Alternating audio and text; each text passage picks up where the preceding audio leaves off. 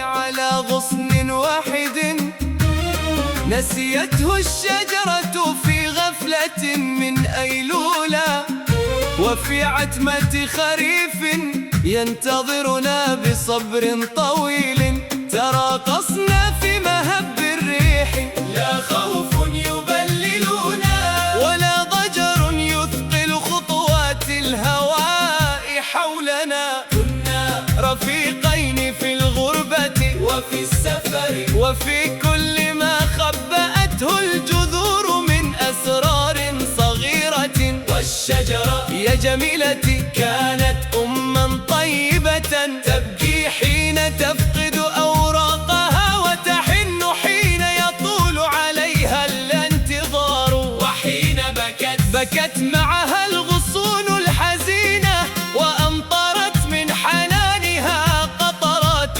تشبه صلاة هادئة. وفي زحمة رياح الخريف جاء طائر غريب والتقطك.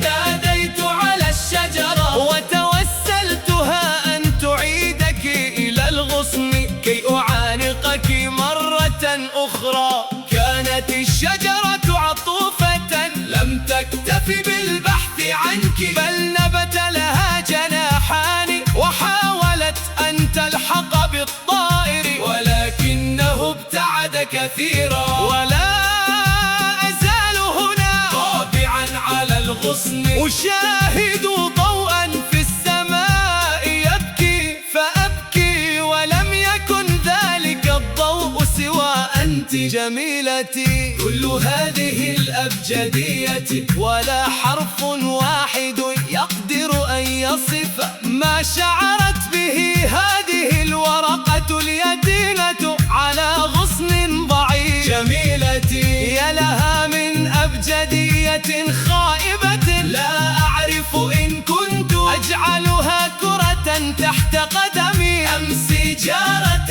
أخيرة تحترق ببطء مثل مساء طويل.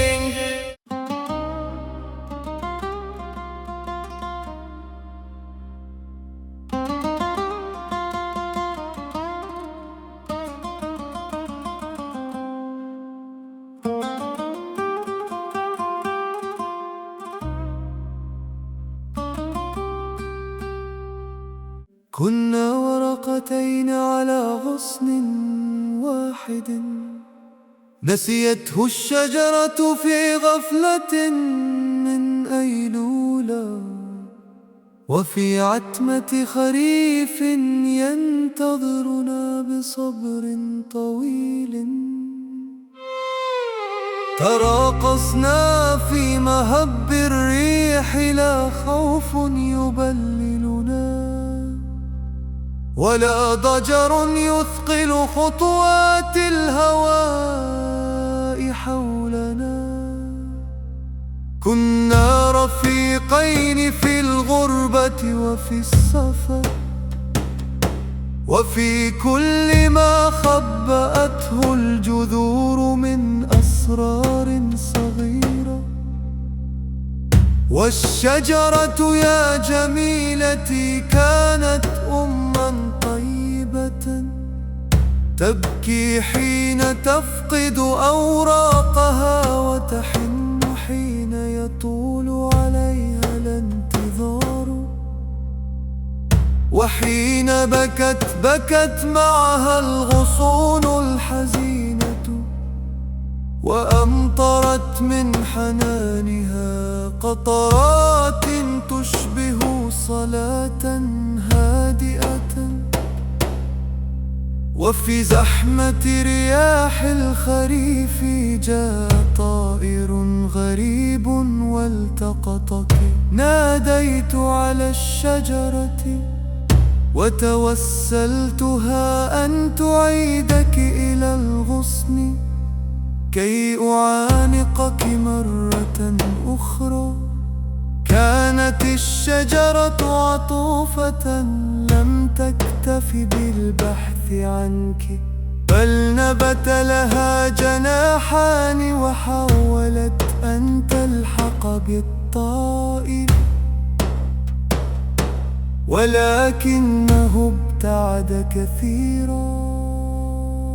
ولا أزال هنا طابعا على الغصن، أشاهد ضوءا في السماء يبكي فأبكي، ولم يكن ذلك الضوء سوى أنت جميلتي.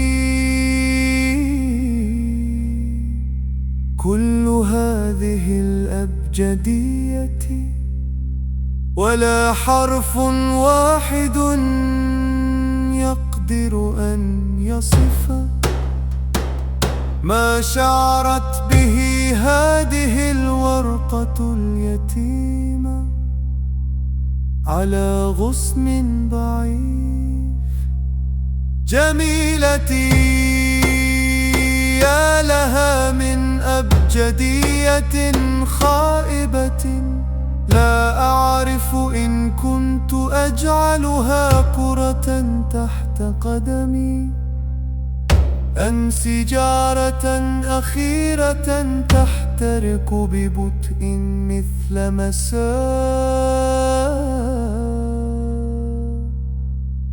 طويل.